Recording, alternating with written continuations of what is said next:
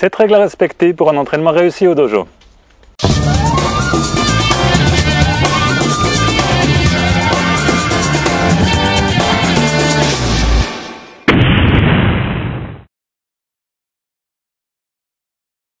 Bonjour à tous et bienvenue dans cette nouvelle vidéo. Je me trouve actuellement dans le parc du château de Chuli, enfin plutôt ce qu'il en reste, vu qu'il a un peu brûlé l'année dernière, mais bon, ils sont en train de le reconstruire, mais ça va prendre du temps. Dans la vidéo d'aujourd'hui, on va voir 7 règles à respecter dans le cadre d'un entraînement au dojo. Donc ces 7 règles, elles sont valables pour le karaté, mais elles sont bien entendu valables également pour d'autres arts martiaux. Au Japon, l'étiquette, donc l'étiquette, pas l'étiquette de votre t-shirt, l'étiquette dans le sens de bonne manière, c'est quelque chose de très important. Du coup, c'est clair, cet aspect-là, il va transparaître dans toutes les disciplines japonaises. Et même si on n'a pas les mêmes coutumes en Occident, dès le moment où on pratique un art martial japonais, c'est normal de se plier, en tout cas un minimum, à ces règles. Donc la première règle, c'est de saluer au moment d'entrer au dojo et également au moment d'en sortir. C'est une marque de respect envers le lieu. Donc petit rappel, do veut dire la voie, jo veut dire l'endroit, donc le dojo c'est l'endroit où l'on étudie la voie. Donc c'est considéré comme un endroit sacré à quelque part. Règle numéro 2, enlevez vos chaussures avant d'entrer au dojo. Donc cette règle numéro 2, ça peut être la règle numéro 1 suivant l'agencement de votre dojo. Donc ça c'était mon cas dans le premier dojo où je m'entraînais à Okinawa. On enlevait ses chaussures et ensuite on saluait, étant donné qu'il n'y avait pas de corridor ou de hall avant d'entrer dans le dojo. Donc cette règle-là, elle est valable pas seulement dans les dojos. Au Japon, elle est valable dans différents endroits. Si vous allez chez quelqu'un, vous allez automatiquement enlever vos chaussures. Et c'est également valable dans certains izakaya ou dans certains restaurants traditionnels où vous avez encore des tatamis comme surface. Règle numéro 3, coupez-vous impérativement les ongles avant l'entraînement. En karaté, on pratique de nombreuses techniques mains ouvertes, on pratique des saisies, généralement on ne met pas de gants quand on fait du sparring, on va également donner des maigeri, parfois même avec les orteils comme ça, un peu tendus pour les plus solides. Donc il y a énormément de possibilités de couper votre partenaire. Ça c'est quelque chose, je l'ai déjà vu très souvent, et parfois on dirait presque qu'on aurait meilleur temps de se manger la technique plutôt que de vouloir la bloquer, vu l'hémorragie qui s'ensuit. En plus le dessous des ongles, c'est pas la partie la plus propre du corps, donc une coupure comme ça peut très vite s'infecter.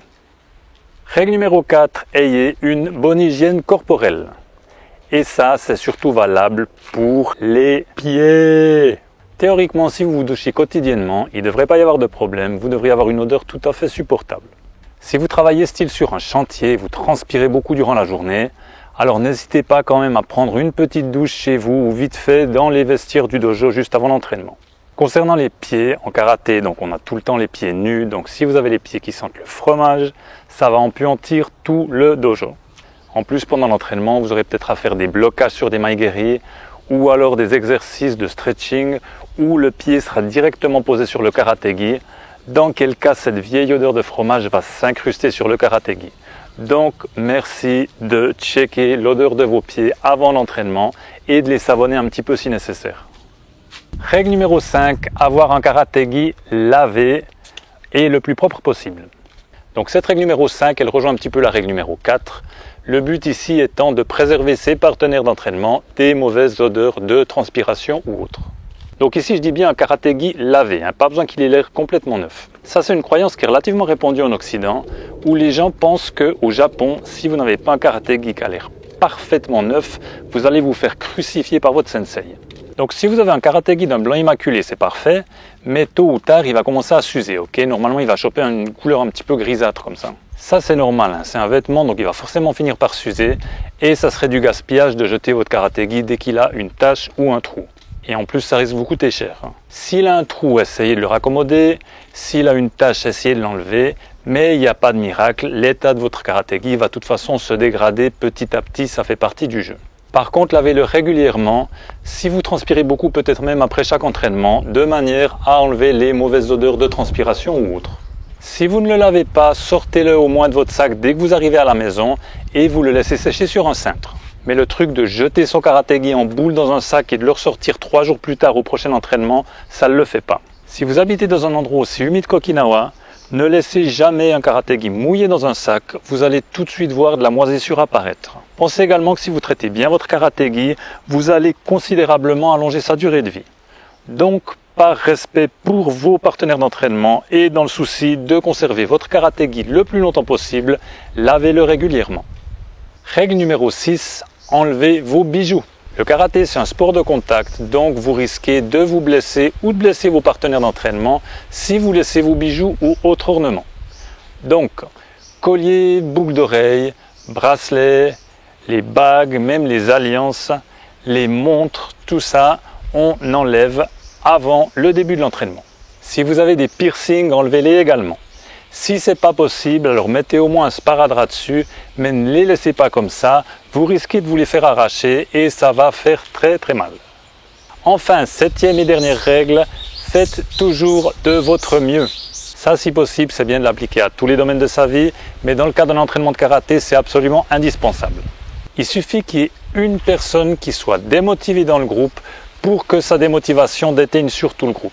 Généralement, les entraînements de karaté, ils ont lieu le soir, donc les gens arrivent à l'entraînement, ils sont déjà fatigués par leur journée, et c'est vrai que c'est pas toujours facile de trouver la motivation nécessaire. C'est là où c'est important de se mettre un petit coup de pied aux fesses et d'aller puiser dans ses réserves. Si vous ne le faites pas et si vous commencez à vous plaindre, vous sabotez l'entraînement. J'imagine que ça vous est déjà arrivé également, ou lorsque vous faites du travail à deux, de tomber sur ce partenaire qui est pas du tout motivé, qui tire la gueule, qui pousse des gros soupirs de découragement, qui fait des attaques absolument pas franches, qui regarde pas où il donne des coups et qui est juste pas du tout concentré.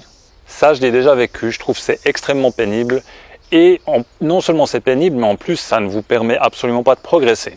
Donc si vous décidez de vous rendre à l'entraînement, jouez le jeu et donnez-vous à fond.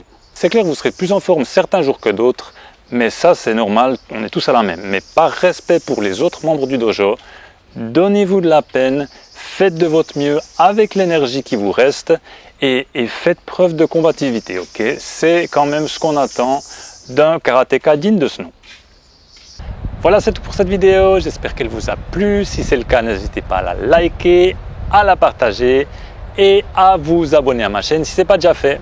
Je vous laisse sur ces quelques images prises aujourd'hui pour vous laisser vous imprégner un petit peu de l'ambiance du berceau du karaté Okinawa. On se retrouve bientôt dans une prochaine vidéo. A plus, ciao!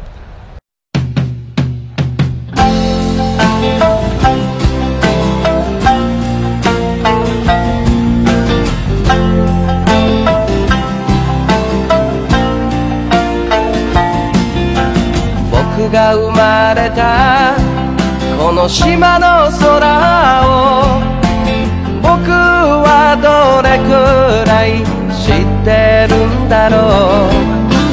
輝く星も流れる雲も名前を聞かれてもわからない。でも誰よりも知っている。悲しい時も嬉しい時も何度も見上げていたこの空を教科書に書いてあることだけじゃわからない大切なものがきっとここにあるはずさ。それが四万十の宝。